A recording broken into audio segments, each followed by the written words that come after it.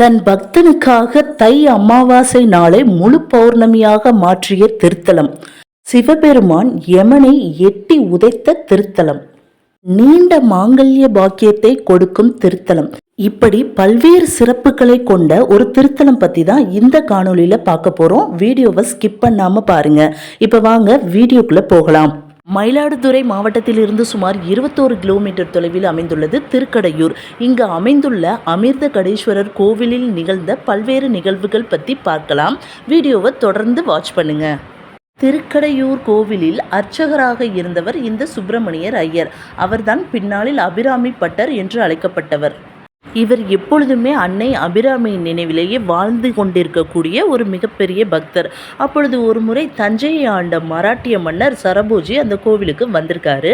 இதை பார்க்காத பட்டர் அன்னையோட தியானத்திலேயே இருந்திருக்காரு.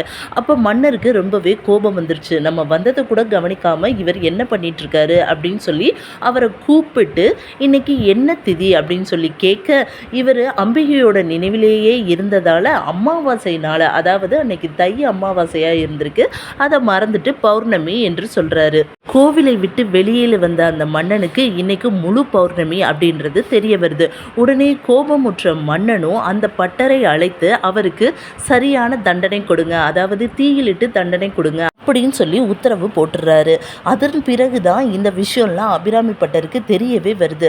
அப்போ என்ன பண்ணுறது, நம்ம திதினால தவறாக சொல்லிட்டோமே அப்படின்னு மனம் வருந்தி ஒரு தீக்குண்டத்திற்கு மேலே 100 கயிர்கள் கட்டி அதில் ஒரு ஊஞ்சலிட்டு அதன் மேல் அமர்ந்து 100 அந்தாதி பாட ஆரம்பிக்கிறார். ஒவ்வொரு அந்தாதி பாடும் பொழுதும் அதில் ஒவ்வொரு கயிறாக வெட்டப்படுகிறது. அப்படி அவர் 70வது அந்தாதி பாடும் பொழுது அம்பாள் அவரின் முன்னால் தோன்றி காதில் இருக்கும் அந்த கம்மலை எடுத்து வானத்தில் வீசுகிறாங்க. அப்போ அந்த அமாவாசை நாள் முழு பௌர்ணமியாக காட்சியளிக்கிறது. பக்தனுக்காக தை அமாவாசை நாளை முழு பௌர்ணமியாக மாற்றிய திருத்தலம் இந்த திருக்கடையூர் அபிராமி கோவில். இந்த கோவிலோட மற்றும் ஒரு சிறப்பு, பார்க்கடலை அமிர்தத்திற்காக கடையும் பொழுது பிள்ளையார் ஒரு குடத்தை எடுத்து மறைத்து வைக்கிறார். அந்த குடம் தான் இப்பொழுது அங்கே சிவலிங்கமாக காட்சி தருது அப்படின்ற ஒரு வரலாறும் அங்கே இருக்கு. அது மட்டும் இல்லாமல் மார்க்கண்டேயன் தவம் இருக்கும் பொழுது யமன் அவரின் உயிரை எடுக்க வரும் பொழுது சிவபெருமான் காலால் எட்டி உதைக்கிறார். அதனால் இந்த தலம் யமனை உதைத்து மார்க்கண்டேயன் உயிரை காப்பாற்றிய வரலாறு பெற்ற தலமாகும்.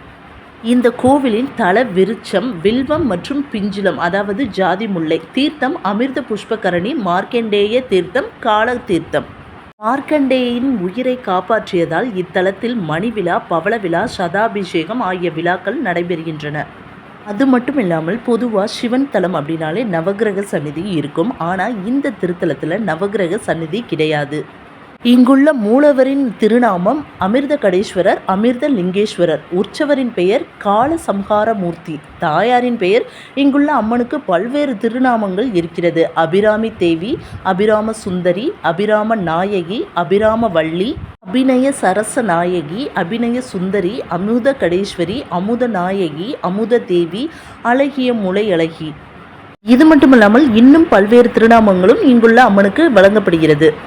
ஓகே ஃப்ரெண்ட்ஸ், உங்களுக்கு இந்த வீடியோ பிடிச்சிருக்குன்னு நம்புகிறேன். வீடியோ பிடிச்சிருந்தா மறக்காமல் ஒரு லைக் பண்ணி ஷேர் பண்ணிக்கோங்க. இது போல் ஆன்மீக தகவல்களுக்கு என்னோட சேனலை சப்ஸ்கிரைப் பண்ணி கூடவே பெல் ஐக்கானையும் கிளிக் பண்ணிக்கோங்க. அப்போ தான் உடனுக்குடனே உங்களுக்கு நோட்டிஃபிகேஷன் வரும். ஓகே ஃப்ரெண்ட்ஸ், தேங்க்ஸ் ஃபார் வாட்சிங்.